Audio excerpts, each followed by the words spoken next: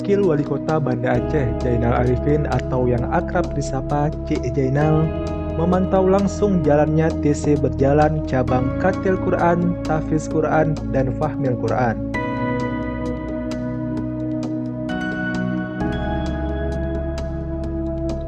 Didampingi PLT Kepala Dinas Syariah Islam Kota Banda Aceh Ridwan Ibrahim, Cik Jainal langsung menyapa satu persatu peserta MTQ Kota Banda Aceh.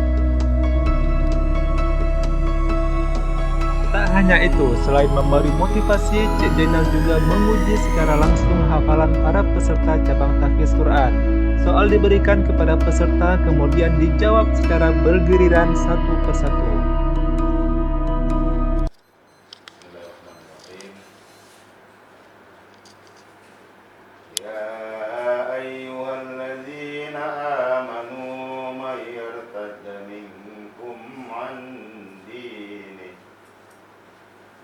فسوف يؤتي الله بقوم يحبهم ويحبونه أعوذ بالله من الشيطان الرجيم بسم الله الرحمن الرحيم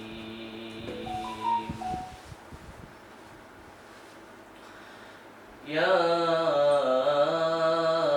أيها الذين آمنوا من يرتد منكم عن دينه فسوف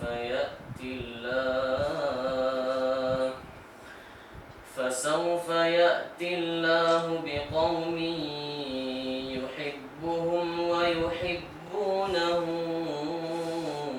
أذلة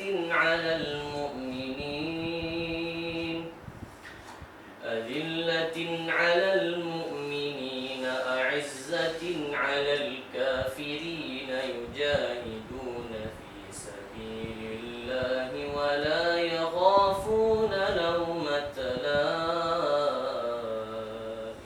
الذين يقيمون الصلاة ويؤتون الزكاة وهم راكعون أعوذ بالله من الشيطان الرجيم ومن يتولى الله ورسوله والذين آمنوا فإن حزب الله هم الغالبون يا أيها الذين آمنوا لا تتخذوا الذين اتخذوا دينكم هزوا ولعبا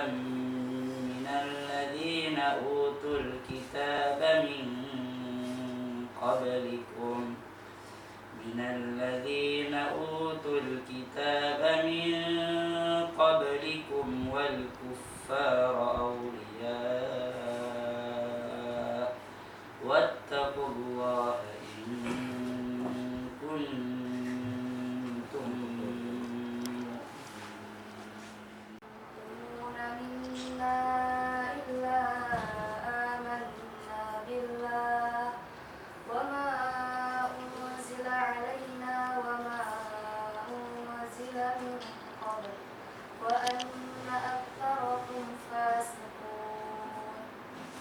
قل هل ننبئكم بشر من ذلك مثوبة عند الله من لعنه الله وغضب عليه وجعل منهم القردة والخنازير وعبد الطاغوت أولئك شر مكانا وأضل.